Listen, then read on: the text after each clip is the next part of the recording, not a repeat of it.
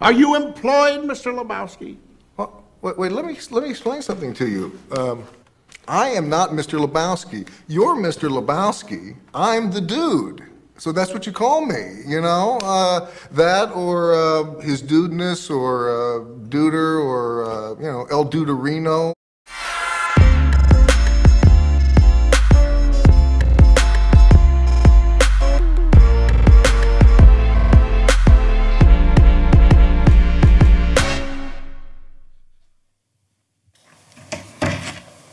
Hey guys. Hey, what's up? How you doing? Chilling, man. Mathieu, nice to meet you. Manu? Yeah. What's up? Mathieu, What's up? nice to meet you. What up? Nice to meet Have you. a sit. Make yourself comfortable. Do you want to drink something? Some water maybe? Water? Water Yeah. would be good, yeah. Cool, cool. Wow, chilling. This is chilling, yeah. So you just arrived, right?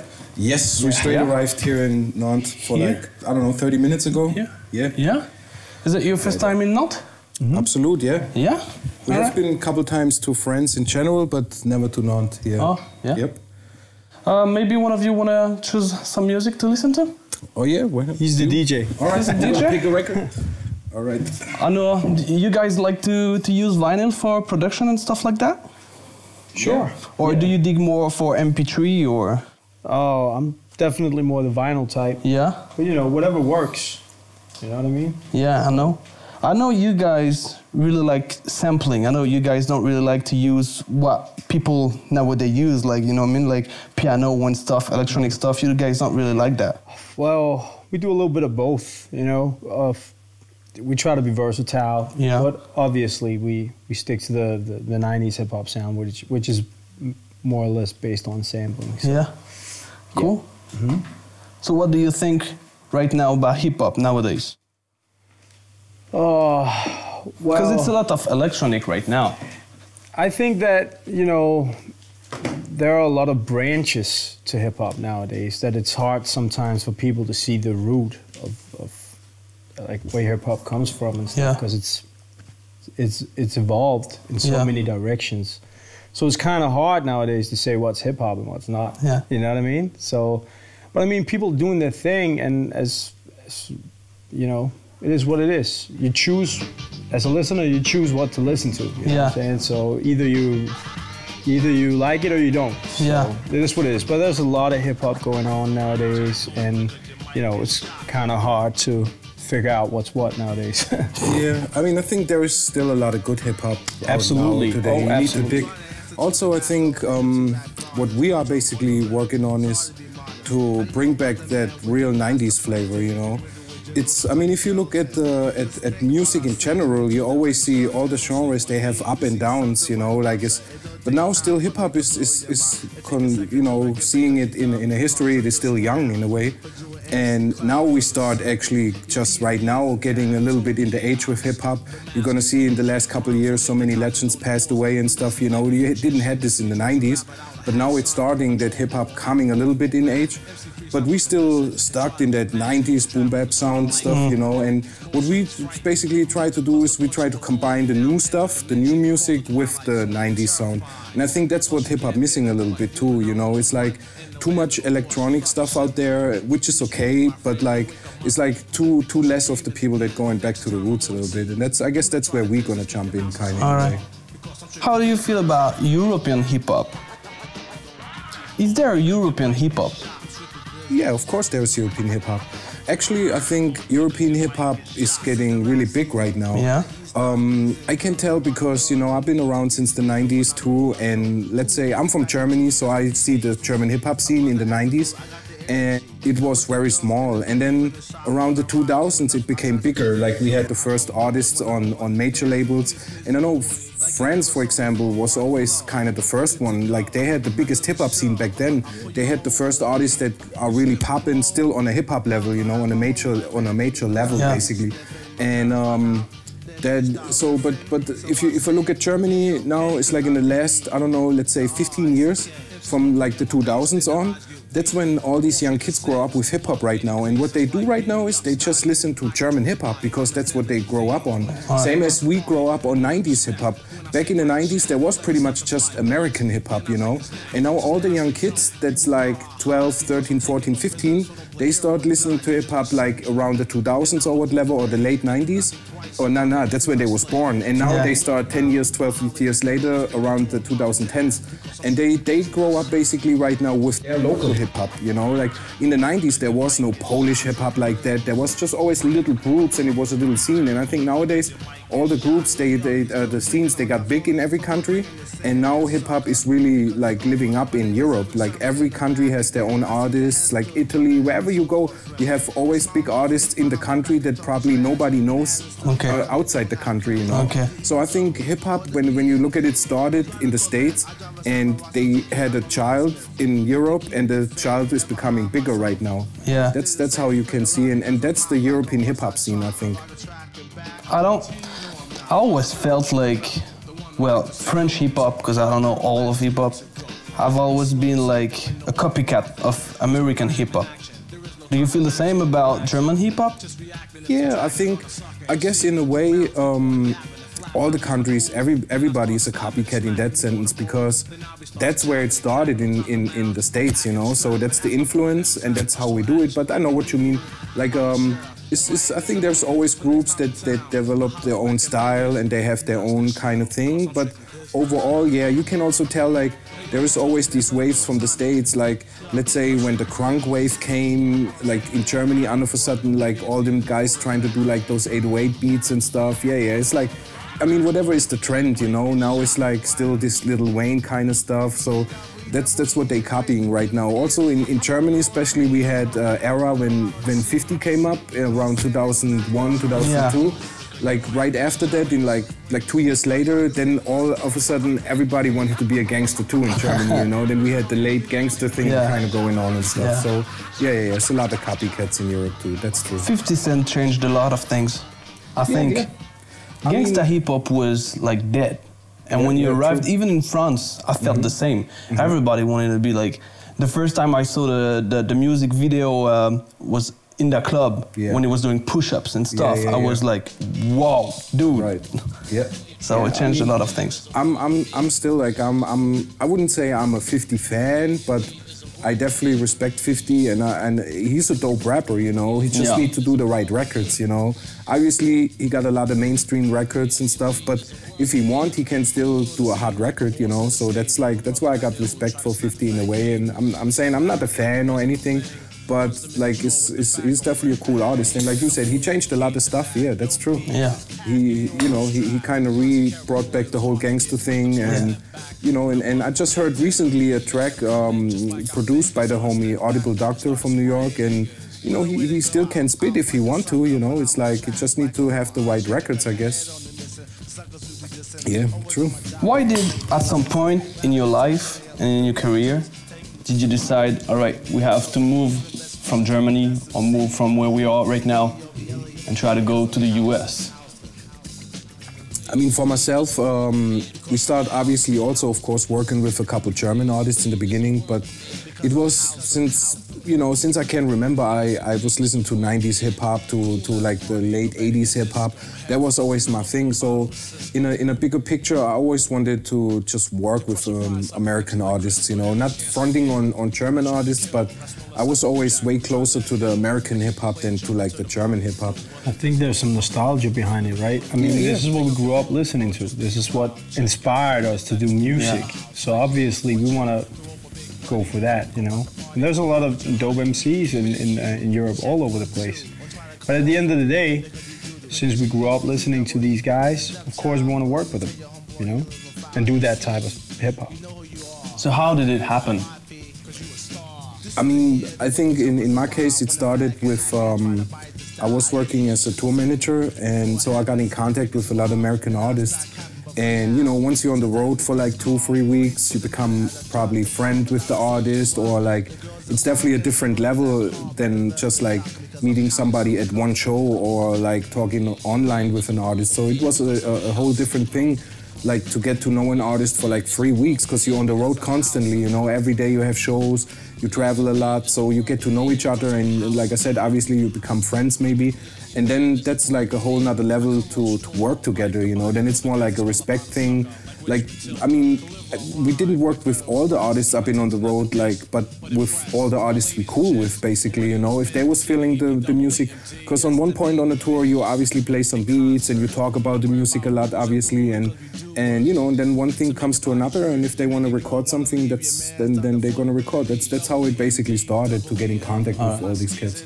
But you never moved there for good? No. I mean, we went to the States many times, you know, for recordings, for just visiting, traveling and stuff. Since we became friends with a lot of American artists, it's kind of, you know, it's different. Like, you go there and chill and whatnot, but we always have been based in Europe, definitely. Yeah. That's the home base. Is there a reason to that? Because you wanted to keep your roots, or? Yeah, no, it's just like, I guess we just connected to the motherland, I guess. I don't know, you know, it's like... And also I think, like, nowadays with the internet, you don't have to move. Yeah. Right. I mean, back in the days, if this was the mid-90s, we would probably be there now, you know? Definitely. But since the internet era is here, you know, and everybody connects that way nowadays anyway, there's no reason to. So we can go back and forth, and that's cool, you know. I can see you have a good music tattoo on your hand. Yeah, absolutely, yep. That's our label, you know, like this year we got it finally popping. Because before we were signed to Baby Grand Records in the States, and you know, we had our ups and downs, and we learned our lesson, but now it was time to start our own label, to do our own thing. Yeah. And that's the best thing that could happen to us. So we're really proud of it, like especially me, and you know, we like this, the last year, 2013, was like the big year. We dropped Signature's new record, and we dropped the Snowgoons record. We also earlier last year dropped the record with PMD from EPMD, the Boondocks project, with my man Sean Strange. And yeah, so a lot of stuff happened on Goon Music already for us. It was really a big step, like to be an independent, you know, like to be our own bosses again, and it felt really good. And some way it's like, that's why I have, like, this is my whole music arm basically representing. It's kind of like a diary almost. This is still fresh. You see the hairs are missing here, so it's just got fixed up and stuff, so it's really fresh here. Cool. Was it something important to you to be independent? Yeah, of course. I mean, not in the beginning, but now, because we always, it's like, you know, we're really specific about our music, about our design, and about what we do. And being signed to a label don't really give you 100% freedom. I mean, like on the creativity side, we was kind of lucky with Baby Grand, the label. They never really kind of, you know, forced us to do this or that. They let us do what we wanted to do, basically. But when it came to details and release dates and that stuff, it got always a little bit hectic and stuff. And obviously also it's a financial perspective too, you know. It's better to own your music and do your own thing. Like, we stand behind our music 100%, and so also we want to own our music, you know, and that was important for us to do that, yep. So, and we never started the label to be a label and sign a lot of other artists. Like, this was more a label to have a label for our group, for what we stand for, basically. That's what it started, and eventually we're gonna put out some other projects, which we actually did already, kind of, but it's always like really close friends, related artists that we're really close to, then we put it out over Goon Music. But overall, Goon Music for us is, in the first place, is the label of Snowgoons, and it's our base, basically. Nice. So you often talk about yourself as being Goon. If I want to be a Goon myself, what do I have to do? What is a Goon?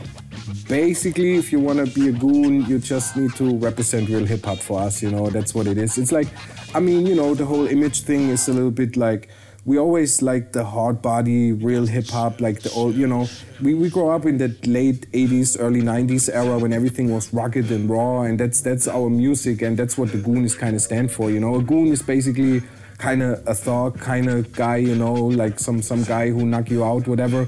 And that's kind of like represent a little bit for our music too, you know. It's hard-hitting, dope music, you know, like boom bap-ish and always hard-hitting kind of in a way, you know. A lot of people say epic or whatever, but it's like we have a lot of styles, but like this would probably describe our main style that we do, like the hardcore hip-hop. All right. There's a huge European group right now who you work with, it's Dope D.O.D. Yep. When they first came out with their single, it was What Happened? Yep. I guess everybody had forgotten that European hip-hop existed. True, yeah, and yeah. they came back so hard that everybody was talking about it.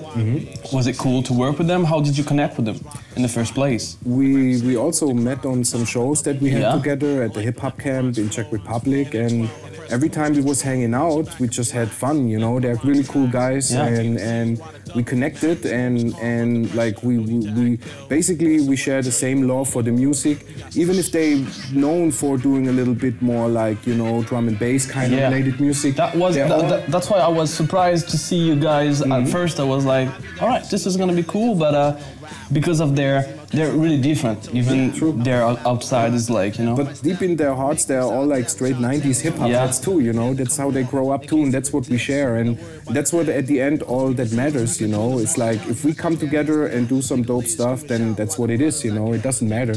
Like, just because we do like hardcore hip-hop doesn't mean we cannot work with artists like Cunning Linguist or Master Ace. And they're not gonna do this specific hardcore hip-hop, you know.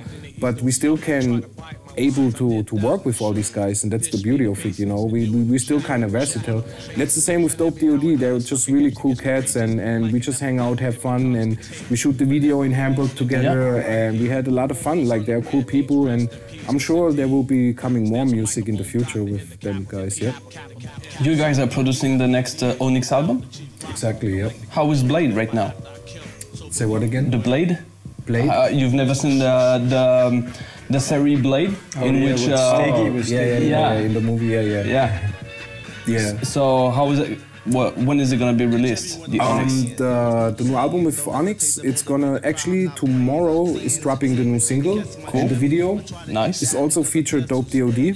Cool. Yep, it's called Wake the Fuck Up. That's also the title of the album, because you know, it was important for us that we're gonna stick to the original recipe from Onyx, because like we like the 90s Onyx, and I mean, Onyx is still always be like those hardcore guys. And when we sit down to do this album, we was all talking, and Fredro and Sticky, and we was like, all right, look, we have to kind of bring back the fuck up, you know, but on a new level, not just like redo it. So then Fredro came up with the title Wake the Fuck Up, you know. It's on some like wake the people up for the hardcore hip hop again, like hip hop is back, you know. That's the whole message behind the album, and that's what you get on this album. It's hardcore. It's definitely, if you like the old Onyx, you will love the new shit we did. Cool.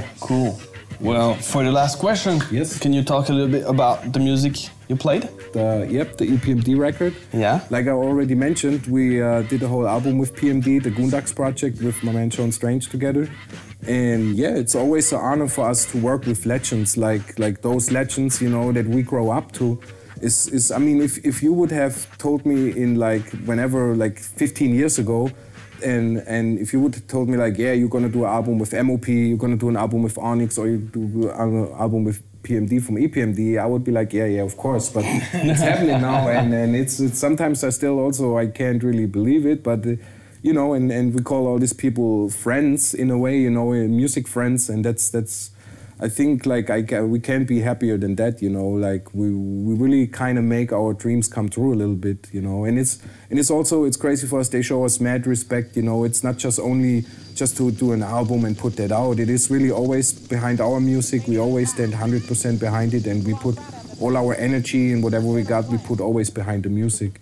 And we share the same thing with those artists as well, you know. Like they're really we basically pull them out the corner a little bit to go the extra notch, and of course for us it's a big challenge to do an album with MOP or Onyx or PMD, you know. It's definitely a challenge for us too, and then we're more happy even afterwards, because if we like the music, then we already know everybody will like the music, and that's always a good thing.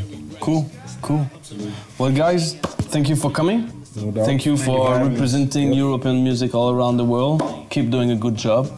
And we have a book of honor, so I'm gonna probably ask you to put up a little signature in it. And that's it. All right. Here it is. I'll find a pen. All right. Thank you for coming. Thank you. Have a great show tonight. Thank you. Definitely, we will rock, yeah. Hope it's gonna go well. We'll do our best. Thanks. Et nous, on se revoit jeudi prochain ou lundi prochain, je sais plus quel jour on est. Bye.